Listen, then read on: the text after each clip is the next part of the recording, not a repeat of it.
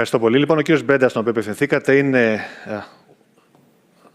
ο επικεφαλής του γραφείου του Παγκόσμιου Οργανισμού Υγείας στην Αθήνα για την ποιότητα της φροντίδας και την ασφάλεια των ασθενών. Ο Παγκόσμιος Οργανισμός Υγείας έχει πρωταγωνιστεί και στο κομμάτι της ψυχικής υγείας των εργαζομένων. Καλησπέρα, κύριε Μπρέντα. Θα τον ακούσουμε και θα ακούσουμε ταυτόχρονα και την κυρία Aiysha Malik, τη δόκτωρα Aiysha Malik. Θα συνδεθούμε με το γραφείο των ΗΠΑ στην Γενέβη. Είναι ειδικός ψυχικής υγείας στον Παγκόσμιο Οργανισμό Υγείας και είναι η κίτρια συντάκτρια των οδηγιών για την ψυχική υγεία στην εργασία. Mr. Breda, the stage is yours. Καλησπέρα. Καλησπέρα. Thank you very much. I'm really delighted to be here today. Honorable Minister, Deputy Minister, representative of the Greek Church, ladies and gentlemen, Mrs. Athina Passiou, I'm delighted to be here with you today. And I would really like to thank Pavlos and, of course, you as a president for your leadership on mental health at work. The Day Center for Workers provides prevention, psychological support, and workplace interventions. Well done. This event takes place ahead of the World Health Day, this event today, for safety and health at work, highlighting our commitment for safe and healthy workplaces. Most of us, all of us, the majority at least, we spend most of our lives at work. And that makes it a very important place for our health, for prevention, promotion, and also for the delivery of health care. We as WHO, we know that there are important facts. Almost 1 in 10 working-age adults live with mental health disorders, and 12 million workdays are lost each year for mental health problems. At WHO, we do have guidance on mental health at work. We are proud to be able to implement it with the Greek authorities and Greek non-governmental and other organizations. It's a very interesting landscape that delivers high-class and very good work in the European context, of course, within the still many challenges that we have. Mental health at work is very important. And why? We know it increases productivity, learning, and effective functioning. We know that poor mental health reduces performance and, of course, safety, and also patient safety. It leads to absenteeism, presenteeism, and staff turnover, increases staff turnover. It has a huge economic impact, as we all know. And first and foremost, I would say, it can protect us from mental health harm. Psychological risks, workload, poor relationships, insecurity are really key drivers related with workplace and key drivers for mental health conditions. Also, let's not forget that stigma and inequality limit support and inclusion. There are key areas of recommendations that we would need to discuss as we gather here today, I would say. Some are at an organization level, including universal organizational interventions as well as target interventions for health, humanitarian and emergency workers, and for workers living with mental health conditions is paramount. We also need to train the managers and the leaders up to the CEOs and the owners. Training for workers, probably the most important, including mental health literacy and awareness for all workers.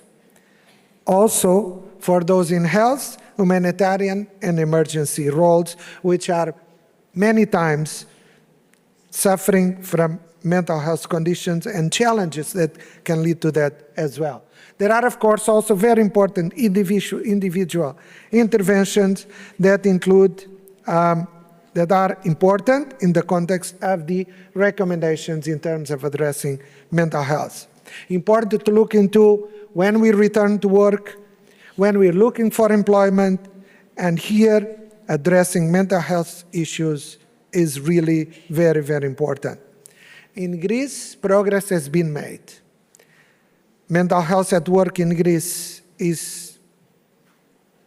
moving forward, I would say, and steps are taken in the right direction. expanding workers' health services, and integrating mental health in national action plan. You are one of the countries with a national action plan, a fully dedicated team that works on mental health, and a fantastic landscape in terms of non-governmental organizations, which is quite unique in the European context. Therefore, we have conditions to promote work and mental health while reducing stigma like you don't find eventually in other places. Now we need to act, and we need to act more. We are grateful for the collaboration we have with Greece. We have a unique office here, which is in the overall context of WHO. From the 6 regions, only the European region has an office fully dedicated to quality of care and patient safety, including a very strong component on mental health, quality of mental health services for children and adolescents, therefore addressing young people. This is with the support of Greece, the people of Greece and the Greek government in the last 5 years. So I commend you, and we are grateful for that. By doing that together, we've achieved, and we have initiatives that are groundbreaking and leading the way in the context of the European region with really important groundbreaking publications, initiatives, projects, etc., etc. So from our perspective, we are lucky to be here in Greece and to be in a context where mental health is taken very seriously and is highly considered. We acknowledge that there is a long way to go, like in many other countries, that a lot more needs to be done together, but the fact that there is commitment, reinvigorated commitment, reaffirmed commitment, I think is very important. And as I finish, like the ancient Greeks reminded us, metron ariston, balance is best. Today, this means ensuring balance, support, and well-being in our workplaces so that people can truly thrive. Thank you very much. Ευχαριστώ πολύ.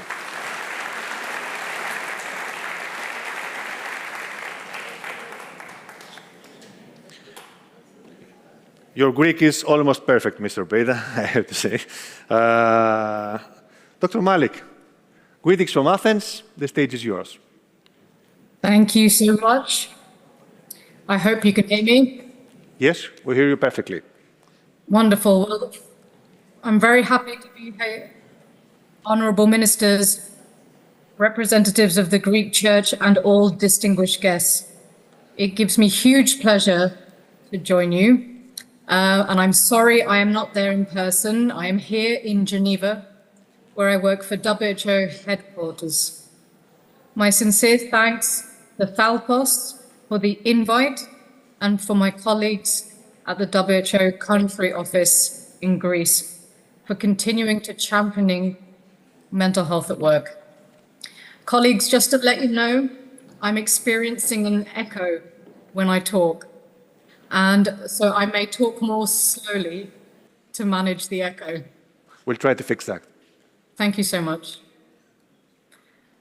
My job today is to share with you WHO's work on the area of mental health at work, why it's important, and what we want countries and workplaces to focus on. So what do we actually mean by mental health at work? Who are we doing this work for? I'd like you to look at this diagram, because when we talk about mental health at work, we often think about making sure that our workers don't experience stress at work. We want to keep workers not having symptoms of mental health condition and keeping them with a high level of well-being. But I'd also urge everyone to also think about people who do have mental health conditions. And because this is a large part, thank you, the echo is now resolved. So people living with mental health conditions are a large part of the workforce. 1 in 6 working age adults has a mental health condition. So we have to accept that many people who work in our workplaces do have a mental health condition. And our job as a society is to make sure that people who do have a mental health condition stay well. We want people to have a high level of well-being at work, and this is very achievable when we think about the focus of what this year's World Day of Safety and Health at Work is about, which is about keeping healthy psychosocial environments. So I would like to share with you today, what does the evidence show is important when we think about mental health at work? And why do we focus on evidence? Not just because we're WHO, not just because we're a scientific organization, but we know that resources at work are low. We have many things to focus on when we're responsible for employees, and we know that budgets towards mental health might not always be enough. So our interest is to tell workplaces and tell countries what actually works, because then we give you a menu of options that you can choose to invest your resources in to make sure that we can keep people who have a mental health condition healthy at work so that they can thrive, and people who don't have a mental health condition also to keep them healthy at work so they can thrive. So this is an initiative that applies to everybody. Now, our interest in mental health at work comes for these reasons, and these are the reasons that we hope countries like Greece, which we already see in the amazing work that you're doing, and the workplaces focus on to use it as motivation for investing in mental health at work. I already said that 1 in 6 people who are of working age have a mental health condition. If you just look at the room around you, look at the colleagues around you, you start to realize how many people that actually means. So we're talking about an issue that isn't something small, isn't something hidden, even though there's so much stigma around it which keeps it hidden. It's a serious issue. And as my colleague Joao already mentioned, having poor mental health, it affects our productivity at work. It affects how long or whether we take sick leave. Sometimes it affects if we can even stay in the job. So this is really important. And for countries, they should know that with these, when mental health is not supported at work, it costs us as a global economy almost $1 trillion a year. And what happens in society affects what happens at work. And we are currently living in a world where there are many impacts to countries and many impacts to people. That means there's many impacts to people who are working. So we want everyone to work together to make sure that work is not an environment that causes or worsens people's health. Work should be an environment where people can contribute to society and where work can support its workers to do their best as well. So what we did as an organization and in collaboration with ILO was to look at the evidence to see what is helpful for workers who have a mental health condition or who don't have a mental health condition. What is helpful for workers who are at risk of mental health conditions?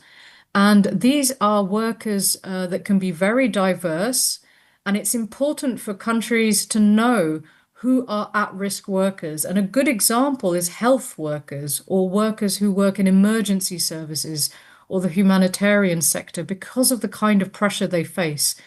But it might also be teachers because of the pressures that teachers face at work that are quite different and unique for each country. So we like to also make sure we pay attention to that workforce. Now, we know that these publications are available on our website, but they're also going to be available in Greek as well very soon. And what did we find? What is it that we have learned, and what is it that I want to share with you about what should countries and workplaces be focusing on? One of the most important actions we know that works, fits with the theme of World Safety and Health Day at Work, which is about preventing workers from experiencing risks to their mental health at work.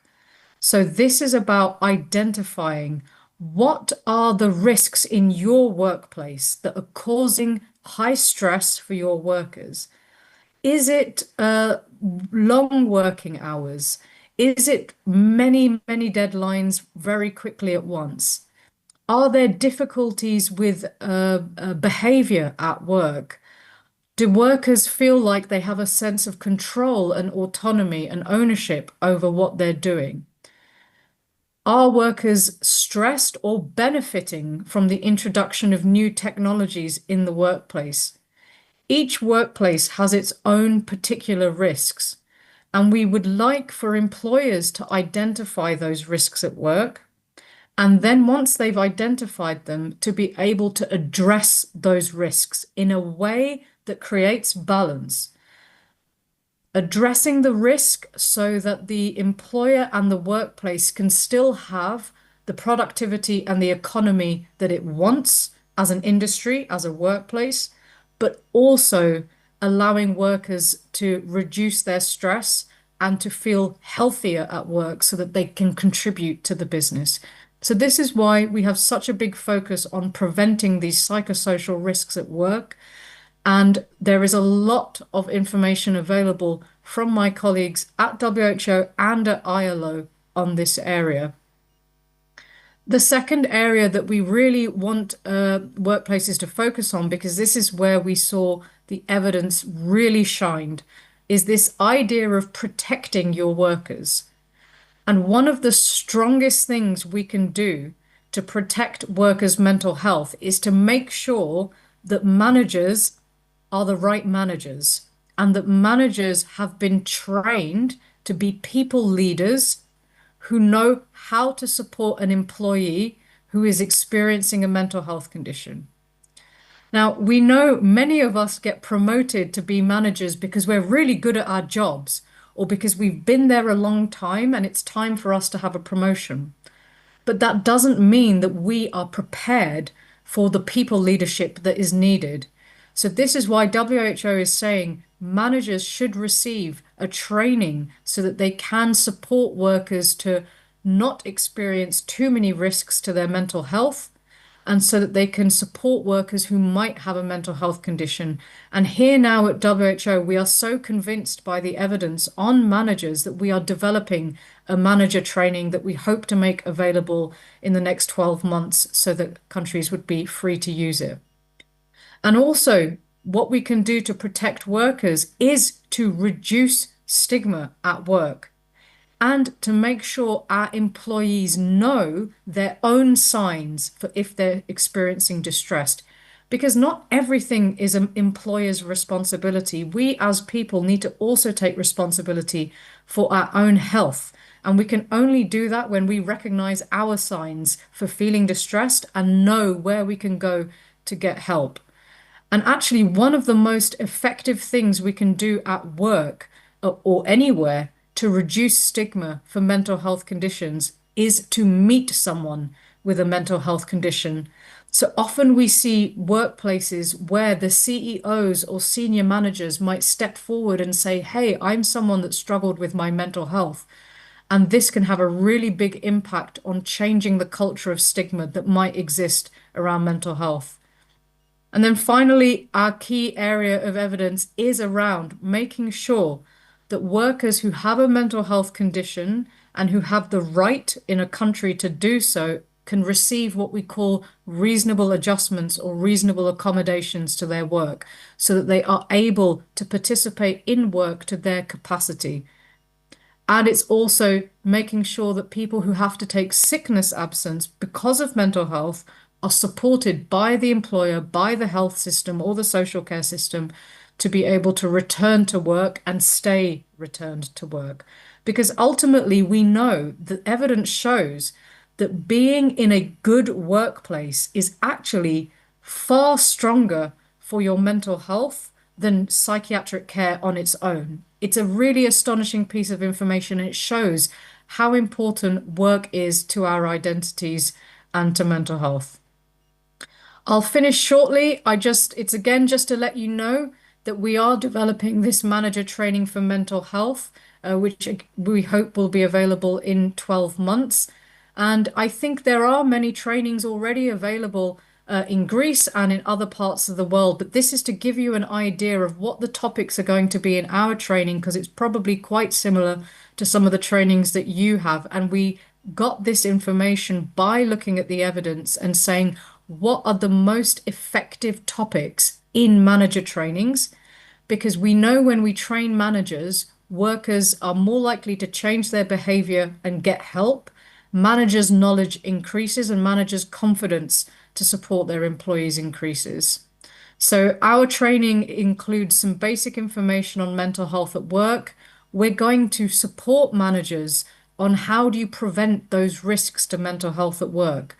We're going to support managers on how do you talk to a distressed employee or someone who isn't performing so well.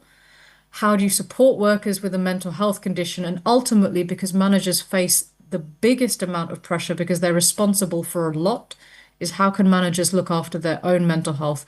Because healthy leaders usually means healthy workers. So thank you very much, everyone, for your time, and I wish you a very successful event. Thanks, everyone. Dr. Malik, thank you so much for your contribution to this discussion here in Athens. Waiting for you in Greece. Thank you.